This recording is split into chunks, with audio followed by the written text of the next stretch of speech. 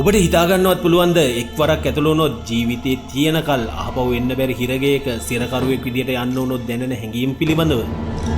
ඉතින් එහි ඉන්න සිරකරුවන් දන්නවා තමන්ගේ ඉතුරු ජීවිත කාලයම මරණ මොහොතේ එළඹෙනතුරු එම හිරගෙදර ගත කරන්න සිද්ධ වෙනවා කියලා.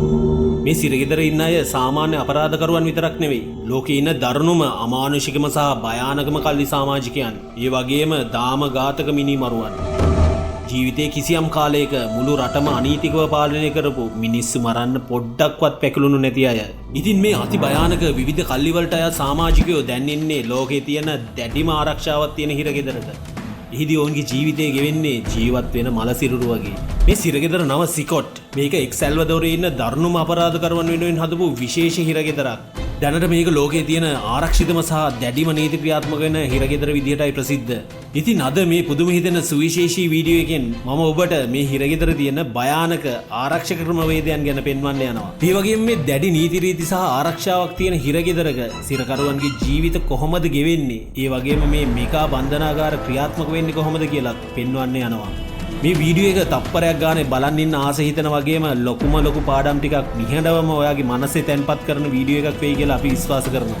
ඉතින් මේ වීඩියෝ එක සම්පූර්ණයෙන් බලන්න කියලා අපි ඔබෙන් ඉල්ලා සිටිනවා. අලුත් යාළුවෝ අනිවාර්යයෙන්ම subscribe බොත්තම බලලා bell icon එකේ all option තෝරන්න. ලෝකයේ තියෙන අති ආරක්ෂිතම ඒ වගේම අති භයානකම හිරගයක් ඇතුලේ වටයක් ගිහින් එන්න සූදානම් වෙන්න. සිකොට් බන්ධනාගාරය 2022 වසරේ තමයි හදලා තියෙන්නේ. ඒ වන විට එක් සැල්වදෝරේ ජනාධිපති නායිබ් බුකාලේ රටේ ක්‍රියාත්මක වුණු මාපියා කල්ලි වලට එරෙහිව විශාල මෙහෙයුමක් ආරම්භ කළා. ඉතින් එල් සැල්වදෝරය දිගු කාලයක් තිස්සේ MS-13 උප්‍රකට මිනිමරු කල්ලිවල පාලනය යටතේ තිබුණා. ඔවුන් මුළු රට පුරාම ඝාතන, කප්පන් ගැනීම, මත්ද්‍රව්‍ය ජාවාරම සහ අමානුෂ්‍ය අපරාධ එක පෙළට දිගින් දිගටම සිදු කරමින් සිටියා. සාමාන්‍ය මිනිස්සු පාරට බහින්න පවා බය වුණා. මොකද මේ කල්ලිවල බලය කොච්චර වැඩිද කියනවනම් ඔවුන් පොලිසියට සහ රජයේ ආයතනවලටත් වඩා බලවත් වෙලා තමයි තිබුණේ. ඒ නිසා 2022 වසරේදී ජනාධිපති බුකාලේ දැඩි මර්ධනකාරී මෙහෙයුමක් ප්‍රකාශයට පත් කළා. මාස 16ක් වෙන කෙටි කාලයක් තුල කල්ලි සමාජිකයන් 70000කට වැඩි ප්‍රමාණයක් අත්අඩංගුවට ගත්තා. මේක රටේ මුළු වැඩිහිටි ජනගහනයෙන් 2%ක් පමණ වුණා. ඉතින් මේ තරම් විශාල සිරකරුවන් පිරිසක් රඳවා තබා ගැනීම සඳහා සිකොට් බන්ධනාගාරය නිර්මාණය කළා. ඒක විශාල බලකොටුවක් වගේ හිරගයක්. ඇත්තටම ඒකට ඇතුල් වෙනවා කියන්නේ ජීවිතයේ අවසාන පරිච්ඡේදයට පාතැබීම වගේ දෙයක්. සිකොට් බන්ධනාගාරය ලෝකයේ තියෙන විශාලතම සහ ආරක්ෂිතම සිරගෙවල් වලින් එකක්.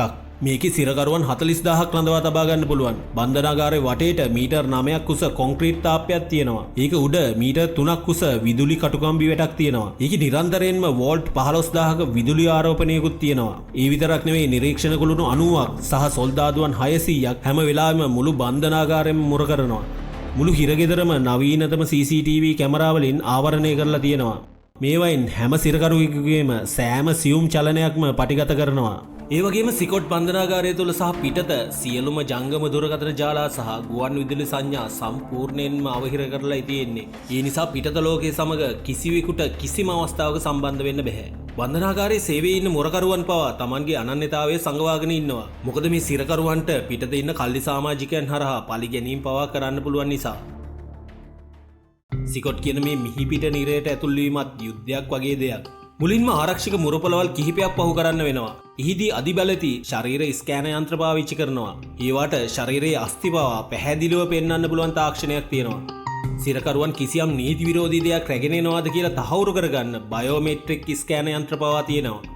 අලුත් හිරකරුවන්ගේ සියලුම තොරතුරු ඩිජිටල් දත්ත ගබඩාවක ගබඩා කරනවා. ඒකෙන් ඔවුන්ට Tamanගේ අනන්‍යතාවය කිසිම විදියකින් සංගවන්න බෑ.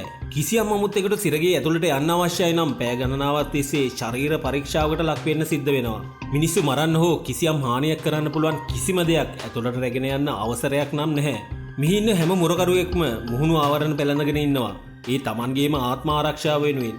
සිකොට් කියන්නේ මූලිකවම දඬුවම් දෙන සිරගයක්. පුනරුත්ථාපනය සඳහා නෙවෙයි මේක හදලා තියෙන්නේ. මෙහිදී සිරකරුවන්ට අධ්‍යාපන වැඩසටහන්, රැකියා හෝ පෞද්ගලික දියුණුව සඳහා කිසිම අවස්ථාවක් නැහැ. එකම රීතිය තමයි ජීවිත කාලය පුරාම මැරෙනකන්ම කලබලයක් නොකර මෙහි ඉන්න එක.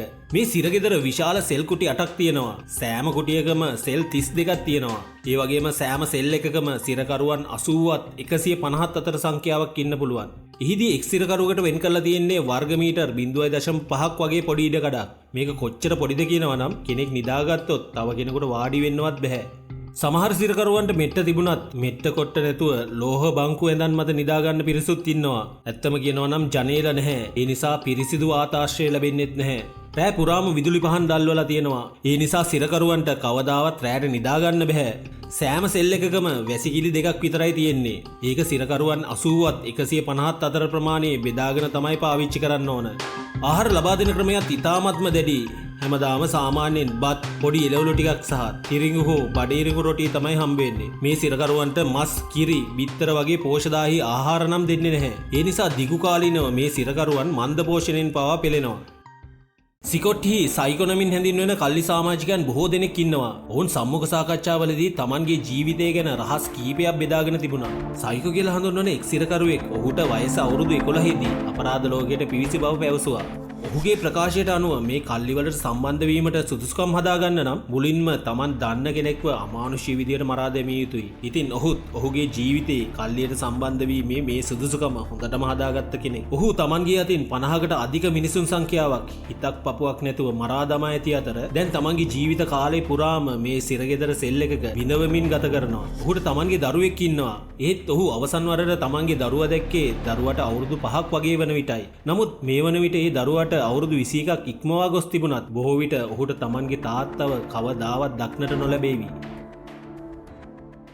සිකොට් බන්ධනාගාරයේ සිරකරුවන්ගේ ජීවිතය ශාරීරිකව පමණක් නොව මානසිකවද මිහිපිට අපායක ජීවත් වෙන නිරිසත්වයන් පිළිබඳව භයානක යථාර්ථයක්.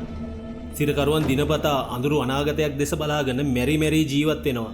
එහිදී කිසිම දිනක නිදහස පිළිබඳ කිසිදු බලාපොරොත්තුවක් නැහැ. මේ සිරගෙදර සිරකරුවන්ට ඔවුන්ගේ පවුල් සමග කවදාවත් සම්බන්ධ වෙන්න බෑ. ලෝකේ වෙනත් සිරගෙවල් වල සිරකරුවන්ට සමහර අවස්ථාවලදී එයාගේ පවුලේ කට්ටිය බලන්න පුළුවන්. ලිපි ලියන්න හෝ දුරකථනයෙන් කතා කරන්න පුළුවන්. නමුත් මෙහිදී ඒ සියලු අවස්ථාවන් ඒ සිරකරුවන්ට සම්පූර්ණයෙන්ම තහනම්. ඔවුන් දන්නේ ඔවුන්ගේ පවුලට කොහොමද කියලා. ඔවුන් Taman ගැන හොයනවද කියලා. නැත්නම් ඔවුන් මේ වෙන විටත් ජීවතුන් අතර ඉන්නවද කියලා. බන්ධනාගාරය ඇතුලේ දවසේ සහ රාත්‍රියේ කිසිම වෙනසක් නැහැ. මොකද විදුලි පහන් පැය 24 පුරාම දැල්වලා තමයි තියෙන්නේ. ඒක නිසා කවදාවත් සිරකරුවන්ට ස්වභාවික කාලචක්‍රය දැනෙන්නේ නැහැ. මේ විදිහට දිගු කාලයක් ගත කිරීමෙන් ඔවුන්ට කාලය පිළිබඳව හැඟීම නැති වෙලා යනවා. නිින්දේ සාමාන්‍ය රිද්මේ කඩාකප්පල් වෙනවා. ඒ වගේම මේකේ ප්‍රතිඵලයක් විදිහට ගොඩක් සිරකරුවන් මානසිකව බිඳ වැටෙනවා. මේ ස්ථානයේදී සිරකරුවන්ගේ ජීවිත කොතරම් ඒකාකාරී සහ දුෂ්කරද කියනවා නම් බොහෝ දෙනෙක් Taman තුලම අතරමං වෙලා ඔවුන් බිත්ති දිහා බලාගත්තත් බලාගෙන වාඩි වෙලා ඉන්නවා.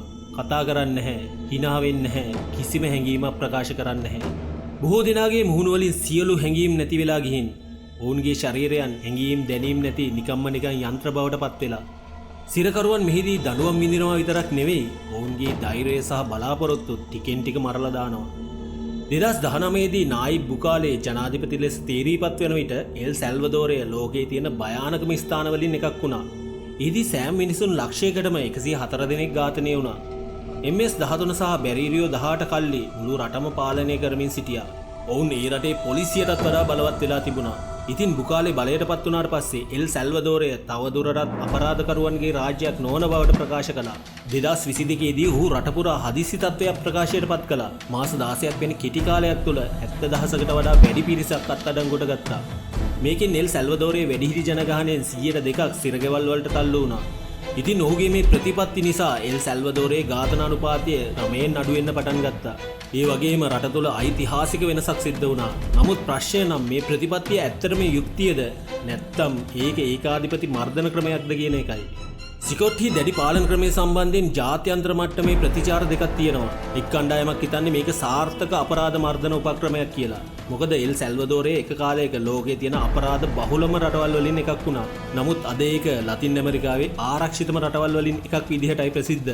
අනෙක් අතට මානව හිමිකම් සංවිධාන තර්ක කරන්නේ මේක මානව හිමිකම් දැඩි ලෙස උල්ලංඝනය කිරීමක් කියලා. මොකද බොහෝ දෙනෙක් නිවැරදි සාක්ෂි නැතුව අත්අඩංගුවට අරගෙන තියෙනවා. ඒ වගේම බොහෝ අහිංසක මිනිස්සු ජීවිත කාලයම සිරගෙවල් වලට තල්ලු වෙලා තියෙනවා. ඇමරිකාවේ සහ යුරෝපා සංගමයේ මානව හිමිකම් සංවිධාන කීපයක් සිකොට් සිරකරුවන්ගේ ජීවන තත්ත්වයේ ඇති අමානුෂික බව ප්‍රකාශ කරලා තියෙනවා. ඔවුන් සඳහන් කරන්නේ සමාජයක මේ ක්‍රමයට අපරාධ මැඩපවත්වන්න පුළුවන්. නමුත් ඒක කාටවත් කවදාවත් මානව හිමිකම් වලට හානියක් කරලා කරන්න බෑ කියලා. සිකොට් බන්ධනාගාරය අද ලෝකයේ වැඩිපුරම කතාබහට ලක්වන ස්ථානවලින් එකක්. එක අතකින් ඒක එල් සැල්වදෝරේ ජනතාවට ආරක්ෂාව සපයනවා. අනෙක් අතට ඒක මානව හිමිකම් සම්බන්ධයෙන් විශාල ප්‍රශ්නයක් මතු කරනවා. මේ සිරකරුවන් එක කාලයක සමාජයට විශාල තර්ජනයක් වුණා. නමුත් දැන් ඔවුන් ස්ථීර සිර දඬුවමකට ලක් වෙලා ඉන්නවා.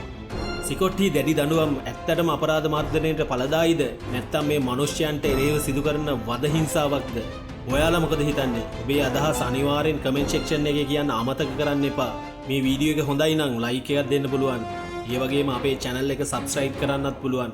එහෙනම් ඊළඟ අලුත් එපිසෝඩ් එකකින් හමු වෙමු. ස්තුතියි.